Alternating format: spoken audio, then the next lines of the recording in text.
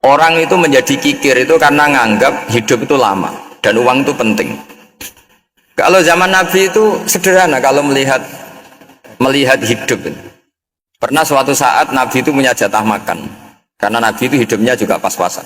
Jadi Nabi itu unik. Beliau di satu sisi kaya raya, bisa ngurmat Abu Hurairah, Ammar, Suhaib. Ashabu Sufa itu dirawat Nabi semua. Itu kan kaya, bisa ngerawat sekian orang. Tapi di sisi yang lain untuk pribadinya beliau miskin. Kadang nggak bisa makan hari itu. Tapi di saat yang sama bisa merawat ahlus sufa. Jadi keliru kalau orang hanya cerita Nabi itu miskin, untuk makan dirinya aja susah. Itu keliru. Kelirunya kalau tidak diteruskan, tapi Nabi mampu menghidupi ahli sufa. Singkat cerita jatah makannya Nabi itu dikasihkan orang ketika Nabi tanya, ya Aisyah, makanan jatah saya di mana? Oh ya Rasulullah, tadi ada orang minta tak kasihkan, maka makanan itu habis. Apa kata Nabi? Kamu salah Aisyah. Yang kamu kasihkan itu justru yang masih. Ya, yang kamu kasihkan itu justru yang masih. Sehingga Nabi menganggap, makanya Nabi terus ngendikan. Ya kalau mukhatabnya lelaki ya kira-kira begini. Wa hal laka min malika illa ma akalta fa afnaita wa labista fa ablaita. Terus tanya wa tasaddaqta fa abqaita, kata Nabi.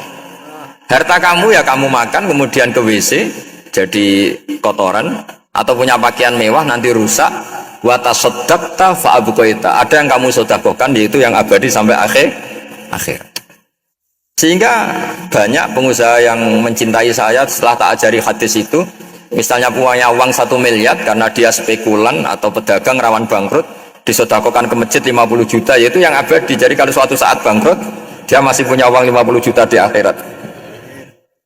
Jadi Nabi itu mengajari sedekah itu apa? Ya sedekah itu pengabadian uang. Kalau kita kan enggak, bilang sedekah itu nguras uang. Itu pikirannya setan, dan pikirannya orang Islam. Itu cara berpikir setan, bukan cara berpikir umat apa. Sehingga Sayyid Ali Zainal Abidin itu kalau ada orang minta, kemudian beliau ngasih, itu beliau bilang gini, marhaban biman hamala zadi ilal akhirah. Matur nuwun nggih jenengan sing beto sangu kula nada. Jadi dianggap teller saja. Orang yang minta uang beliau itu dianggap tukang nyatet bank itu. Karena sudah ditabungkan, ya sudah. Kalau kita kan enggak, wah pengemis tuh ganggu gini-gini. Kecuali pengemis profesi ya mungkin kita agak-agak enak. Pada zaman akhir itu ada pengemis apa? Profesi, jadi repot.